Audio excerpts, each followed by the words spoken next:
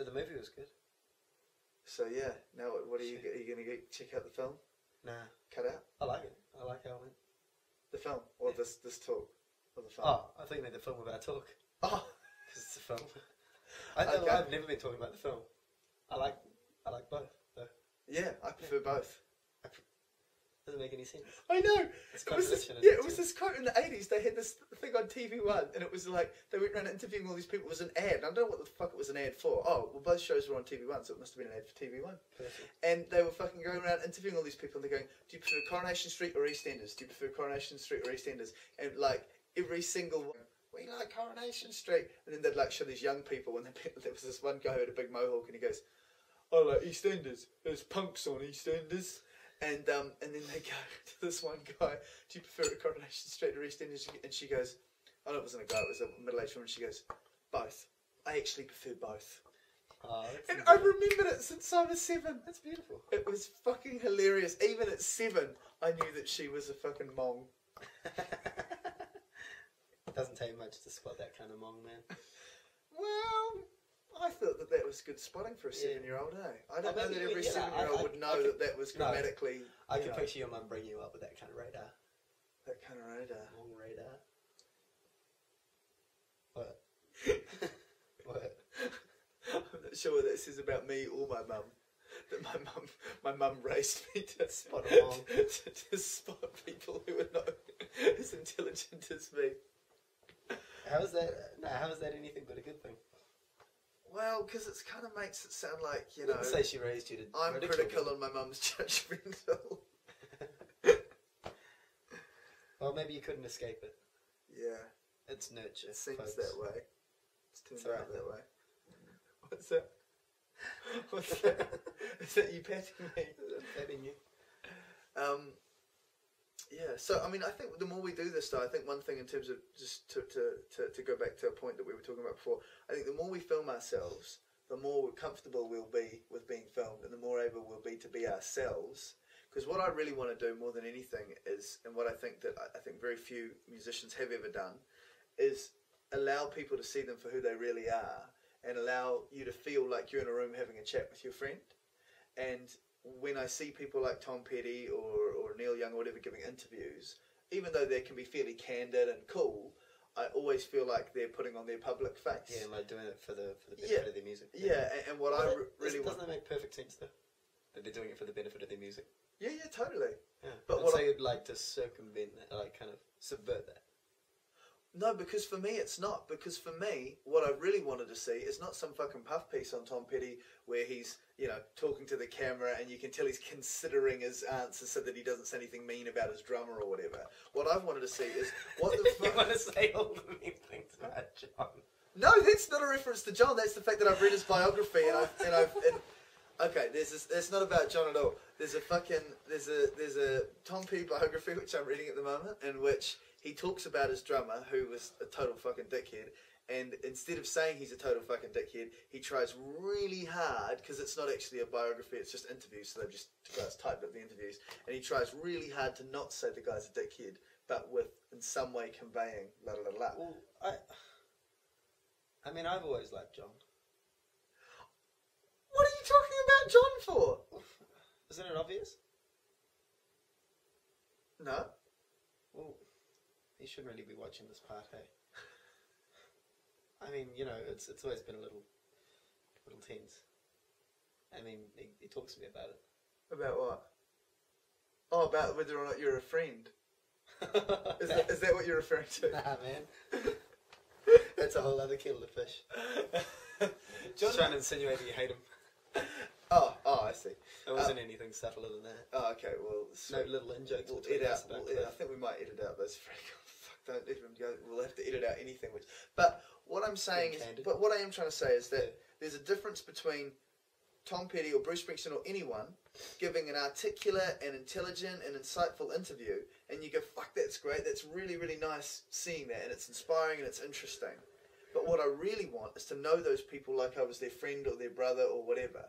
And for me, if they were doing a bunch of candid podcasts where they're just having a conversation with their friend and you felt less like they were on, acting for the camera or were talking for the camera, and more like you were just in the room watching them be themselves.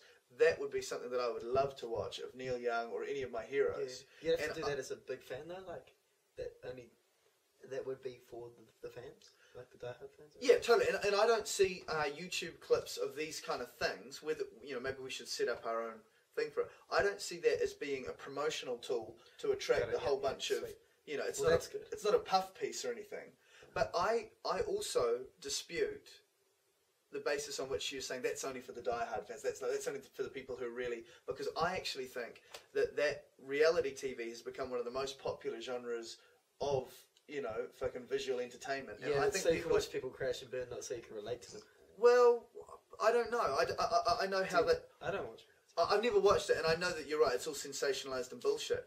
But I think that the drive that inspires people to watch those stupid reality TV shows. Contrived. What's that? Is that it's not contrived? Or like the emotions and the reactions and stuff. Yeah, I think people genuinely have a fascination with other people. I think people are empathetic, and I think people are compassionate, and I think people are curious, and I think people love gossip and knowing what's going on behind the scenes. But if we do this on purpose instead of signing up for something like that, like they do, would it come across as contrived in and of itself because we're trying to do the opposite of what everybody else is? You know what I mean? Like maybe our attempts at being candid would come across as wanky, pretentious, because we're trying to, because we're trying so hard to be relaxed and normal, that it's not relaxed and normal. And that's why that's why in that last podcast I said that thing to you about the wall, because I was naming that thing about the wall because I was wondering, would name it, it's that whole thing about, that concept, the elephant in the room? Yeah, the elephant in the room, and that as soon as you name it, hey, we're both aware there's a tension here between us, or whatever the fuck the elephant happens to be, as soon as you name it, it kind of dissipates, and so you and me are both talking a little bit nervous, being a bit performery, in front, because there's a camera, or because we're rolling on tape, and then we name it, go, hey look, we're both feeling a bit self-conscious, we're both trying to be... That just confused me when you did that. I know, it didn't work effectively, and obviously... I guess it's not a hard and fast rule then, the elephant in the room thing. In terms of how to disarm it? Yeah, sure. I've used that technique many times with people. Because you're a psychotherapist. No, nothing. No, to be honest, I'm really not a psychotherapist. I didn't learn anything through my psychotherapy training that I hadn't already done intuitively before I became a psychotherapist. It just gave me a whole bunch of mental academic knowledge that I never really found a way to put into actually practice. But I think naming what's going on, because all we're talking about is being transparent and honest, and I don't. You're right, because that could be such a jarring contrast from what people are used to. It could come across as pretentious and wanky. Because it's a jarring contrast from what we're used to doing in front of a camera, coupled with the fact that they're not expecting seeing that sort of thing. Well, no, that's what I've always tried to do in front of the camera. Yeah, and on the podcasts. Tried to do, like that's what you've always tried to do. Yeah, it's been an active thing in you, but it's a passive thing that you're looking for. Yeah, except that when your self-consciousness that comes in only comes in when the record button goes on. So now the self-consciousness has come in. You can either be self-conscious or you can try to get over the self-consciousness. So that there has to be some effort of will. But I hear what you're saying. But self-consciousness isn't that part of what makes something real? Yeah, if what's really going on is you're feeling self-conscious, then you can act self-conscious and that's authentic. Yeah, but you no don't doubt. know if it's authentic or not, hey, do you? Like, if I'm feeling self-conscious right now. Yeah. Like, maybe it's because of the camera, maybe it's not. I'm not right now. Or at least I'm not on a level that I usually am when I say I'm feeling self-conscious. Yeah. Can I send the text off your phone? Yeah, you run out of money. Yeah, I've run out of money. I've got who are all these sort of midnight calls? So, shall we call this a wrap? Oh, yeah, thank you. Thank you, everyone.